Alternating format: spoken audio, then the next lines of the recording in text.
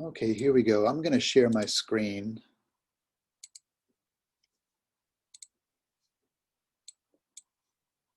Right, okay, so start the slideshow. Okay, so I will be participating in a study abroad program in summer 2021, so next summer. I have taught on and co-directed a program in Berlin 4 times now, 2014, then 2016, 17, and 18, through the European Council, which was a consortium of all the public universities in Georgia and a few private ones that had study abroad sites around Europe. Next summer, Dr. Feetkow from chemistry and I will be doing a homegrown program, one from Georgia College in Berlin, which will be a little shorter than the European Council programs were, but then a little bit cheaper. So it'll be a 20-day program from July 1st to 21st of next summer. Here are some students that were on the European Council program a couple of summers ago. Okay. So just imagine the possibilities. Here's things that some students have done in the past. We've had students, of course, hang out in Berlin, but we've had students go to Amsterdam, to Castle Neuschwanstein and Füssen, right in the German Alps, to Vatican City, to Rome. This student up here went skydiving in Switzerland. So Berlin is pretty well situated for those who might want to travel a bit around Germany and other parts of Europe. So it's about 50 miles from the border with Poland, and it's not too far from Prague. If you wanted to go there, sometimes students will go to Paris over a long weekend, or take a quick flight to the UK, something like that. And it's the train systems and the trains and buses in Germany. The transportation system is what I wanted to say, is pretty well developed and works quite nicely. So it's easy to take a train, take a bus somewhere, and get an inexpensive flight if you're going a little bit further afield. Yeah. So here's a few sites in Berlin. This is the TV tower in what used to be the eastern part of the city. The observation deck here is a little over 200 meters high, so it's up there pretty well, and you get a nice view of the city. Here's the Siegessäule, the Victory Column, the Kaiser Wilhelm Gedächtniskirche, which is the memorial church. So they left it the way it was after the war, kind of as a warning. It's sometimes called Hoher Zahn in German, so the hollow tooth, because that's kind of what it looks like. And they've kept this building, but the new actual church built in the 1960s is over here, and here's the new bell tower. So this is more of a monument now. And of course, the Brandenburg Gate and the boat on the Spree River with some abstract art here in the middle of the river. Okay, so we would be staying at the Akademie Hotel in the Pankow borough of Berlin, which is in the northeastern part of the city. And classes we hold in this building right here next to the hotel, this conference building. Here are a few inside pictures. So this is the reception desk. This is also kind of the reception area, and this is a common room where students can hang out in the evening, that sort of thing. It's got a little cash box right here that works on the honor system. So if you want a drink from in here or some snacks from over there, you just look at the price list and throw your €1 or €2 in the box. Okay. These are what the rooms would look like. These are double rooms. This is a single room. And there's closet space right here for you and your roommate, if you have a roommate. And on the other side of this door right here would be a bathroom. So the rooms do have private bathrooms. So it's a little bit different than being in a youth hostel if you've done some traveling through Europe where you share a bathroom with the entire floor. These will actually be private bathrooms. Okay. This is near the hotel. So this is the restaurant where we'll be having breakfast every day. This is also right next to the hotel.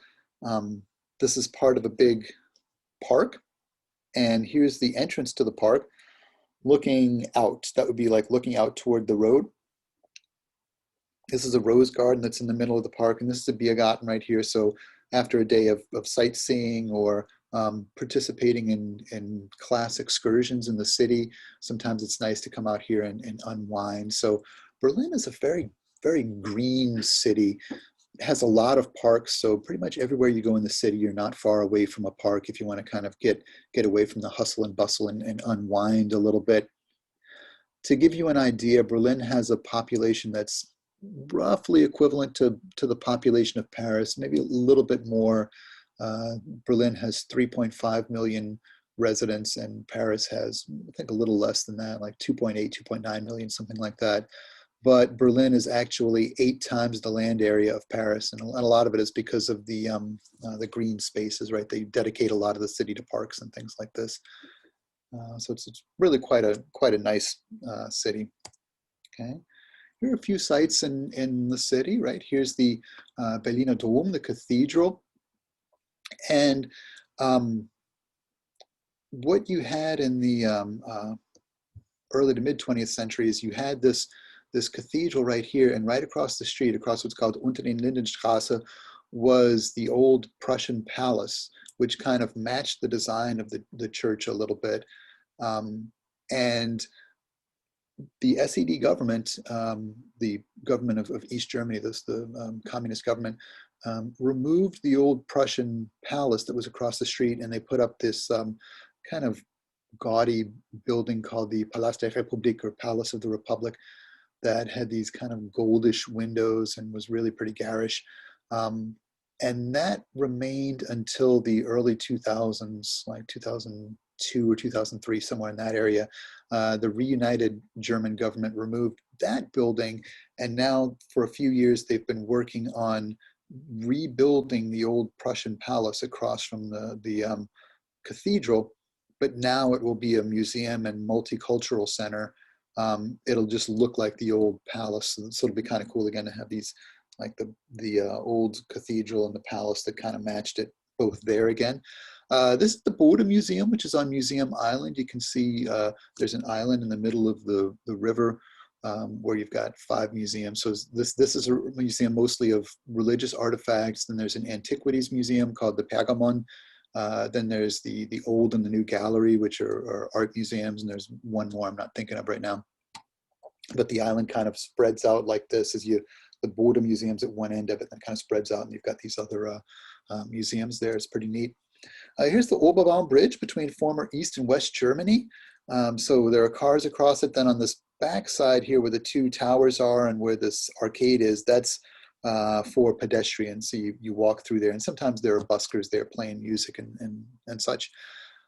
This is on the on the east side over here. So you can see here, there's a remnant of the Berlin Wall right there. That would be the inner wall from the east side, and this would be the outer wall, right? Because in most places there were 2 walls. So here there were 2 walls and then a river that someone would have to cross to get to the west.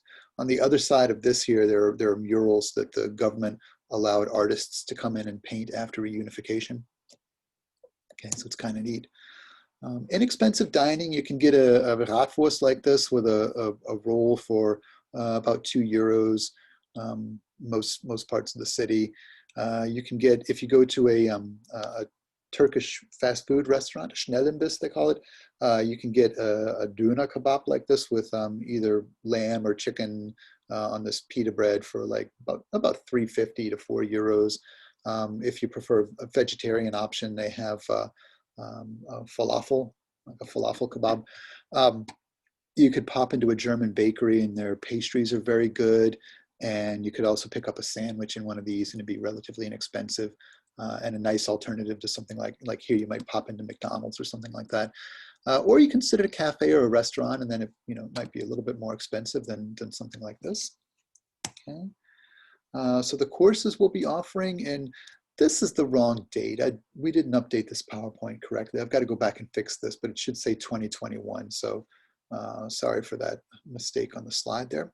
We'll have 2 courses.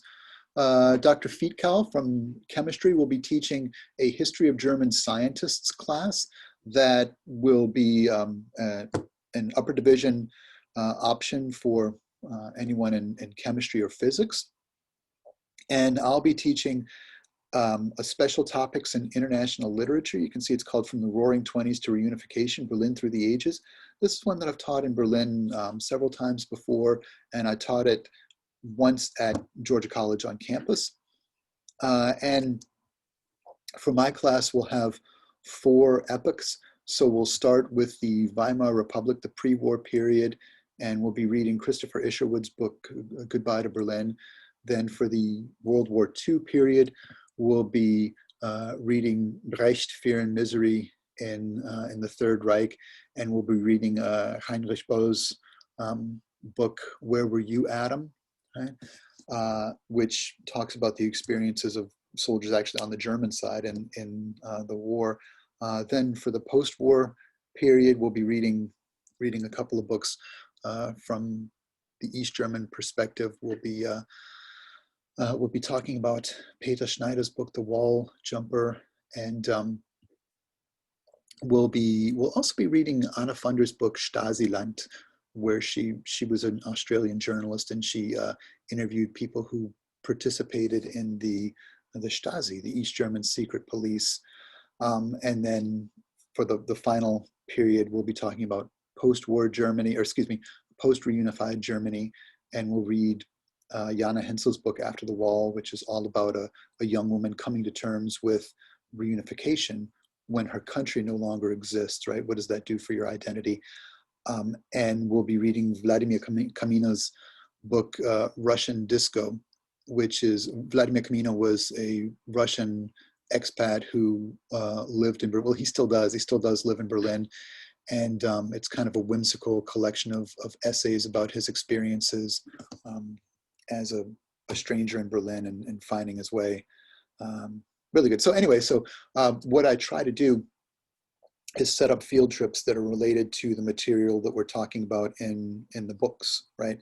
So when we're talking about East German socialism, for example, and we're reading Peter Schneider, we will be visiting some of these places, some of the places that are mentioned in Jana Hensel's book, for that matter. So we'll actually go to the Wall Memorial, and we'll go to the GDR Museum, the East German Museum, and to the Tränenpalast, or Palace of Tears, which was a train station where people who were going from the east to the west, so let's say you, after the division of Berlin, you still had relatives in the west, well, they could come visit you. And then at the Palace of Tears, they called it, they would have to go through, they'd be checked out by the East German security apparatus, then they could get on their train to go back west. And well, you didn't know when you were going to be seeing your relatives again. We'll even be visiting a prison, a remand prison, which is where people were taken who were accused of crimes. They were broken by the Stasi, and then after they were broken and confessed, they were sent to do their prison term. And last time we were in Berlin and visited the Stasi prison at Hohenschönhausen, we had a guide who had been there. He had been imprisoned, he had been broken, and he had done a sentence in another prison. And so he talked about his experiences, and it was really quite eye-opening. So just to kind of give one example of what we'd be talking about for the East German period, the period of communist East Germany. In general, I try to set up field trips that correspond to what we're reading in the text, so it kind of helps, I think, the texts come alive, and you really get to experience history firsthand. So for anybody who's interested in the history of the Cold War and what happened in Europe, Berlin really is a great place to be. Okay. So classes, we'll have classes Monday through Thursday in the morning from 9 to 12. We'll have field trips on Monday and Wednesday afternoon. And then after the first week, you'll have free time on the weekends, including Friday. I should say a little bit more, though, about the reading. I mean, I just mentioned, quite a few books that we'll be reading. You don't have to worry about trying to read them in 20 days while we're in Berlin. What I do is, because the program officially starts in May, although we don't leave the country that early, what I do is I set up a reading schedule, and you'll be reading the books before you actually go. So by the time we get to Berlin, you will have read your books, and you can enjoy the city, enjoy the field trips and so on, and we'll just be talking about the texts, right? So included in the cost of the trip, you've got lodging at the Academy Hotel, you've got breakfast every day, health insurance, right? Oh, and I should mention the German medical facilities and German doctors are very good. They're every bit as good as American doctors and American health facilities. So if anything happens, you'll be well taken care of there. And then you'll have it's not just a metro pass, it's a transportation pass. So you can use it for the metro, for buses, for the city trams, and for the trains. And it's for all 3 zones of Berlin, A, B, and C, and then even going out to some surrounding towns like Bernau and Potsdam, you know, if you want to visit Sanssouci Castle, for example. The only thing you would have to pay for is a taxi if you end up getting, you know, taking a taxi for some reason. And then that's the cost. So it's $27.50. You do have to pay a little tuition for the class at Georgia College because you're getting credit through Georgia College, but the tuition bit you can use your Hope scholarship for. Unfortunately, you can't apply Hope to the program fees. But if you consider, you know, if you consider like what it would cost to go to Atlanta and spend a nice weekend, right? Well, here you're 20 days in Berlin, right? What would your hotel cost for 20 days in Atlanta? It might be more than $100 a night, and then you're in Berlin. So it is a bit of a cost, but let's have a great time. So let me just say, if anybody is interested, feel free to contact me or to contact Dr. Fiedkow, and we can tell you more about it.